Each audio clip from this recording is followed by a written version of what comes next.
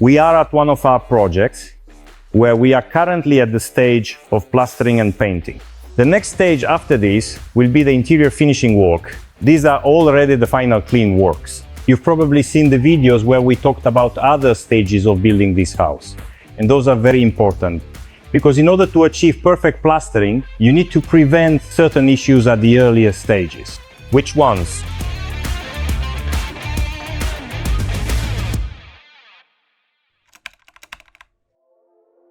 Let's talk a little about the frame. It's impossible to get perfect plastering if your walls are uneven at the framing stage. That's why, before you install drywall, be sure to use a laser level or a regular level and check all the walls. Why do you need to do this before the drywall? Because wood usually warps from moisture and sunlight. If your house stood for 2 or 3 months waiting for inspection, or if top-out work was being done on the electrical, plumbing or HVAC, naturally the wood could have twisted or warped. That's why, before covering with drywall, you need to go through and inspect every board, every element of the house. Only then will you be able to get a perfect wall, which your drywall contractors definitely won't do. They won't check your framing, they'll just take the drywall and nail it right onto the walls as they are. Another element of the frame you should pay attention to is the joints. For example, where there are corner joints, like where the ceiling meets the wall.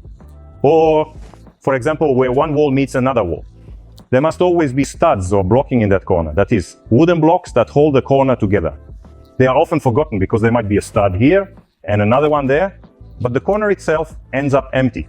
The drywall contractor won't check the corners, not the top, not the bottom, not the sides, none of them. He'll just install 2 sheets of drywall, the finishers will putty over it, and in 6 months you'll have a problem in that corner. Because that corner isn't fastened with screws to a wooden block. It will start to move, shift and crack, and you'll have to pay for the repairs, or your contractor, the one who built your house, will have to cover the cost of fixing it.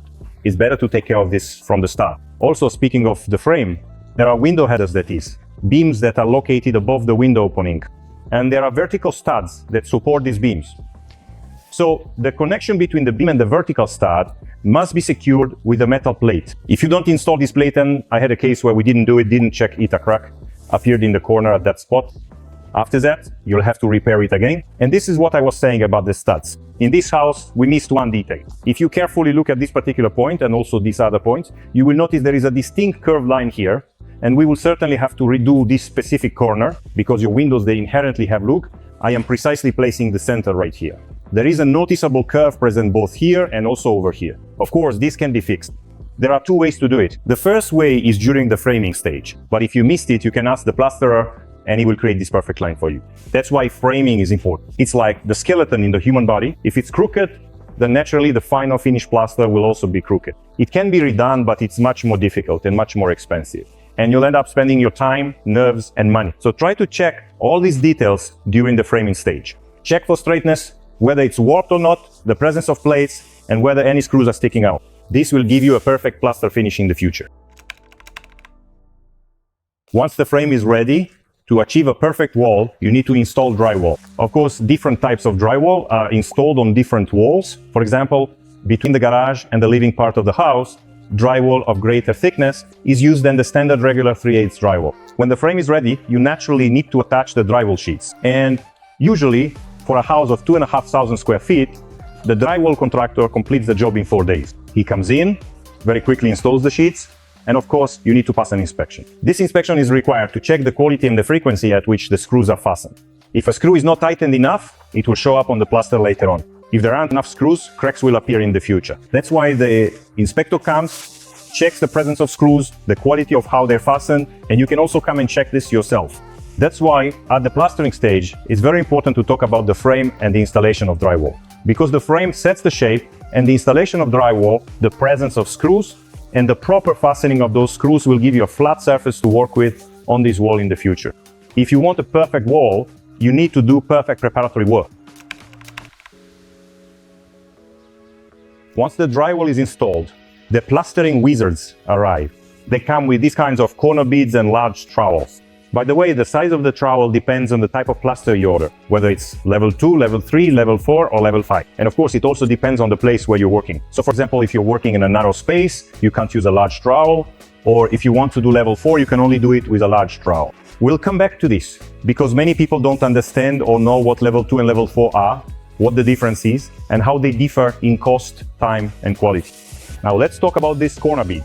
When drywall is installed on the face and on the underside, there's a joint. This joint is not perfect. So in order to get a perfect corner, the drywall finisher installs this corner bead in such a way that it creates a perfectly straight line. The same type of corner beads are installed here as well. After that, he applies joint compound to this corner bead using a special mixture. It is sold in boxes like this. This is a joint compound mix. They call it mud, meaning it is mixed in a bucket to a certain consistency. Then a putty knife is used to go over all the corner beads and all the walls. What does this corner bead allow you to do? It is meticulously designed in such a precise way that there is a small distinct groove here, and when he carefully applies the joint compound, the putty knife smoothly follows this predetermined line, and about 1/8 of an inch of the compound perfectly fits into this specific groove, and the putty knife glides perfectly along the line. So by running the putty knife with compound along both sides of the corner, we get a perfectly straight corner, which is impossible to achieve without installing this corner bead. Let's get back to our perfect wall. So how do you actually achieve a perfect finish coat of joint compound? First, you need to decide for yourself what level of quality you are ordering. If, of course, you're doing orange peel, which is very popular precisely because it's cheaper and much faster to do, then you need level 2. Level 2 is sufficient for applying orange peel afterward and hiding all the gaps, any poor quality areas, all unevenness, and even some micro cracks. But if you want a perfect wall, for example, one where you'll be applying wallpaper or painting it a special color, highlighting it, and then adding accent lighting, you need to order at least level 4. Of course, you might say, give me level 5. They'll promise to do it, but I guarantee you it will actually be level 4. Why? Because the difference between level 5 and level 4 is practically insignificant. What is level 2? It's when a 2-foot wide putty knife is used, and basically the seam is made 2 feet wide. That's why it's called level 2. Here, you have a drywall joint, a special mesh is applied, and then the joint is filled with putty 2 feet wide. The other part of the wall is practically not putted. A primer may be applied to it, but no actual plaster is used. So essentially, your wall is only putted in certain spots. Here a patch, and there a patch. Now imagine you order level 4 that's already 4 feet. And since drywall typically comes in standard 4x8 foot sheets, when we effectively cover a full 4 feet, we're precisely covering 2 feet here and then another 2 feet there. That's a total of 4 feet, with 2 feet here and an additional 2 feet there, making up the complete span. And these two seams meet, 2 strips of putty. That's why level 4 covers almost the entire sheet of drywall, and there's no point in doing level 5. Why would you putty 5 feet if the drywall sheet is already covered anyway? That's why everyone does level 4. I just asked our guys who work here, they said, don't waste your time, just do level 4.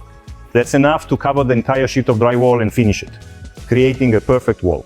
If some contractor promises to do level 5 and charges you for level 5, most likely he'll just do level 4. Don't waste your money, just ask for level 4 right away. That's enough to get an almost perfect wall.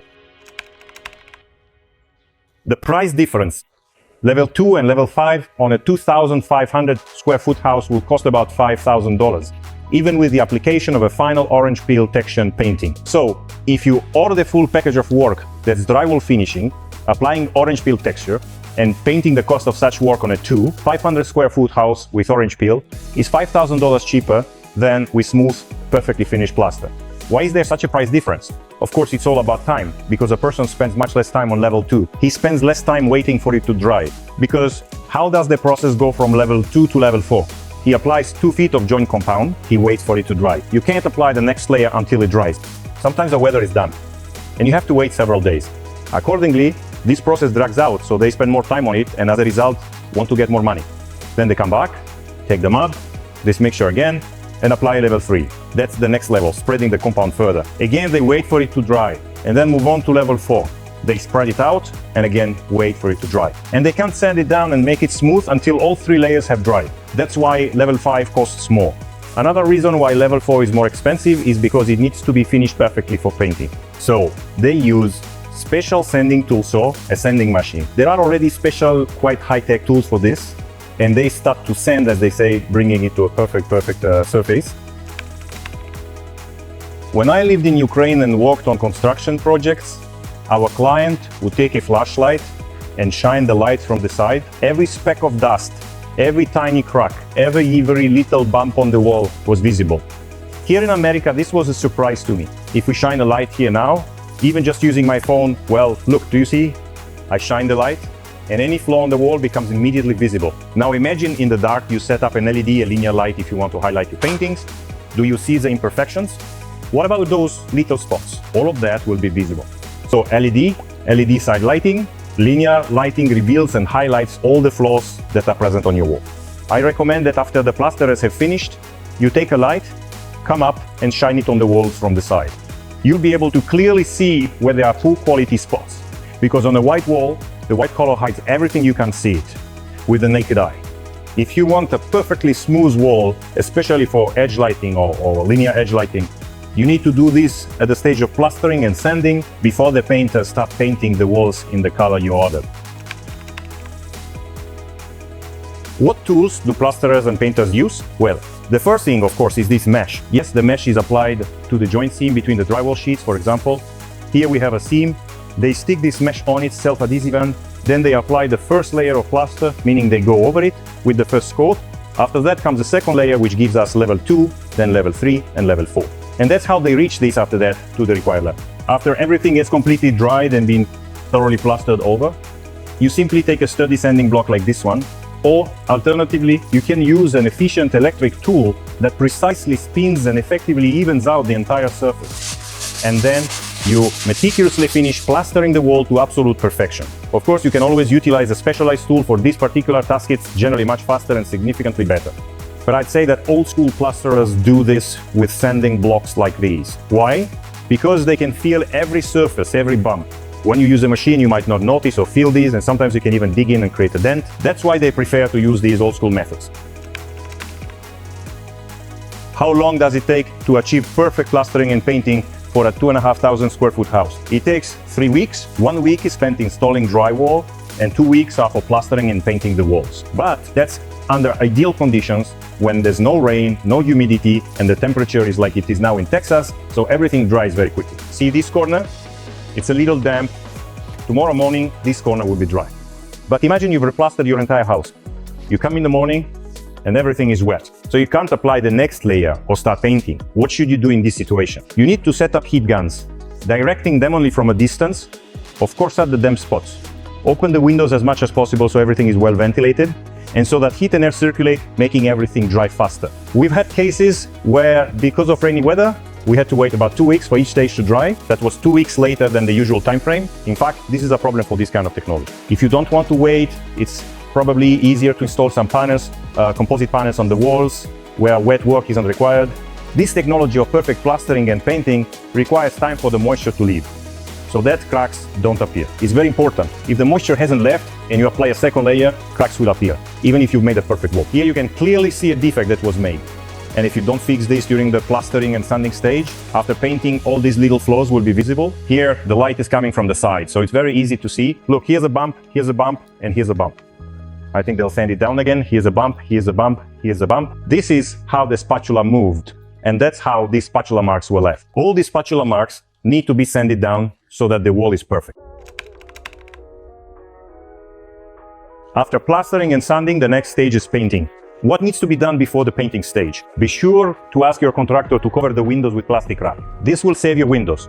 If you don't ask for this, most likely the windows will end up with paint on them. Second, everything needs to be cleaned perfectly, so there's no dust in the house. In other words, it's best to vacuum so that dust doesn't rise up when the guys are painting. And here, it all depends on the contractor. If the contractor is professional, they'll do this on their own. They'll come to your house, clean the entire place, prepare the windows, and bring special equipment. There are 2 ways to paint. They can use rollers or a special spray gun. It doesn't really matter which method is used for painting. Both methods work well. Using a spray gun is faster. A house like this, 2,500 square feet, can be done in almost 1 day. Well, 2 days at most. 2 days at most. That's including cleaning and touch-ups. And as a rule, this still won't be the final coat of paint. Why? Because after painting, other contractors come in. Flooring, cabinets, doors will be installed. Tile work, a lot of contractors will go through this house, and usually they'll leave some micro cracks, scratches on the walls, or someone will get something dirty or smudged somewhere. That's why at the end, when the house is ready, your contractor comes back and does what's called the sleeper stage. In other words, he basically repaints the entire house again. If the house has been well preserved, he might only touch up the areas that were damaged. But if the whole house is dirty, which happens quite often, he'll pretty much do a final repaint of the entire house. and then your house is ready. We have a rule. When everyone has finished their work, the craftsmen come in, close themselves inside, cover everything with plastic, put the house in order, and the house is ready for use. The painters are the last to leave the house. Cost of the work. A house of 2,500 square feet will cost. Puttying and painting will be $25,000. That's for level 4 or 5. If you want it cheaper, you can do it for $20,000 for 2,500 square feet, or maybe even less with an orange peel finish. It will be faster, cheaper, but you'll get standard quality, like everywhere else in America. If you want perfectly smooth putty and walls, you'll have to pay a little more. In terms of time, it also takes about a week longer, because the drywall finishers make the wall perfectly smooth, and only after that do the painters paint. Maybe there's some kind of middle option, I haven't come across it yet, maybe level 3. And you can finish 3 feet with putty and then paint after that. What will it look like? If you don't need side lighting, you'll probably be okay with it. If your house doesn't have a lot of windows and it's fairly dark and the paint on the wall is dark or some kind of beige, this option is probably better, and it will cost around $22,000 to $24,000 depending on your region, your contractors, and how busy they are. There are a lot of factors that affect the price you'll get for your home. Red flags. From my experience, if your contractor is in a rush and doesn't allow the putty to dry, that's a bad contractor. You need to let the putty dry. That way there won't be micro cracks, the plaster will be high quality, and there won't be any paint blistering. This is an important element, the dry plaster stage. The next thing, of course, is how he treats his own work and how he treats the work of others. If he comes in and doesn't cover the windows with plastic and just starts slapping on plaster, and the putty falls and ruins your windows, well, I think you shouldn't work with that contractor anymore. You need to talk to him, warn him, and coordinate these things with him. Because it's very hard to clean putty off the windows, and even more so paint. When he starts painting, of course, price matters. And you should create some competition among contractors to see who offers the best price.